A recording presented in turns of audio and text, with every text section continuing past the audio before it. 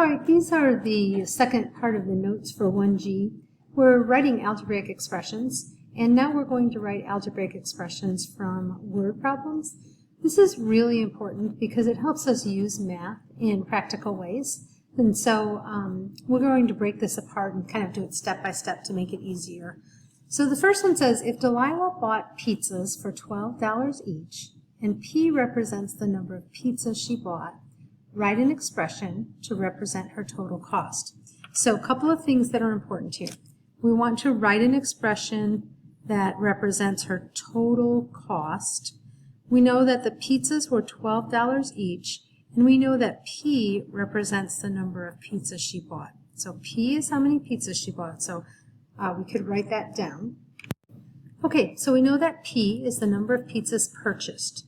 And we know that we had to pay $12 for each pizza, and we want to know what our total cost was. So if we take our $12 and we multiply it by P, if we knew what P was, if we knew how many pizzas had been purchased, we would be able to figure out our total cost. So this is what we're looking for. We're looking for an expression that if we were given the pizzas purchased, the number of pizzas purchased, we could figure out the total cost.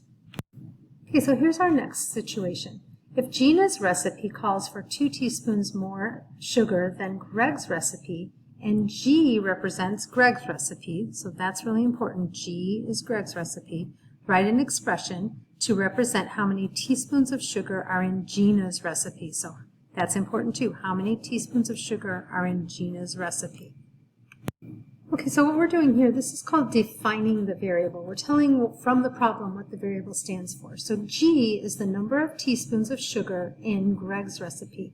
And this problem tells us that Gina's recipe calls for 2 teaspoons more, and we want an expression for how many teaspoons are in Gina's recipe. So we're going to start with Greg's recipe, and we're going to add 2 more teaspoons, and that would give us the number of teaspoons of sugar in Gina's recipe. So the expression that we're looking for to answer this problem is G plus 2. Here's our next situation.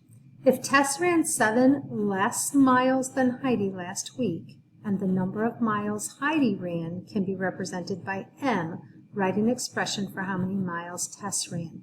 So I want you to stop the video and just say to yourself, what would M be? What does M stand for? Define the variable M.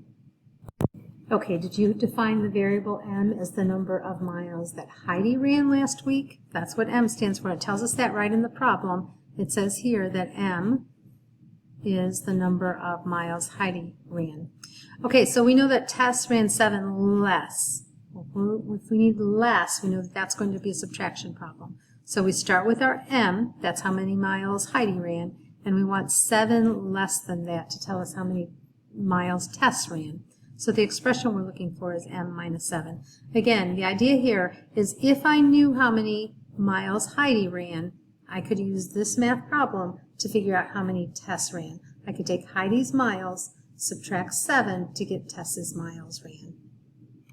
Okay, I want you to test yourself on this one.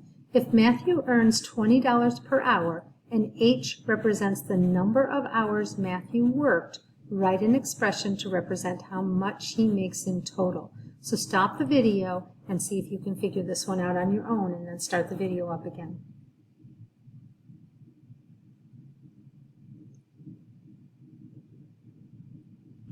Were you able to define the variable H as the number of hours Matthew worked? That's what the problem tells us.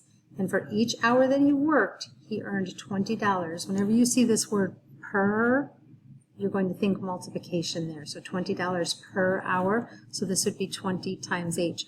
Remember, for multiplication, we don't need to have a multiplication symbol here between a number and a variable. If it was 2 numbers, of course we would need one. But if there's a number and a variable, we don't need a symbol there.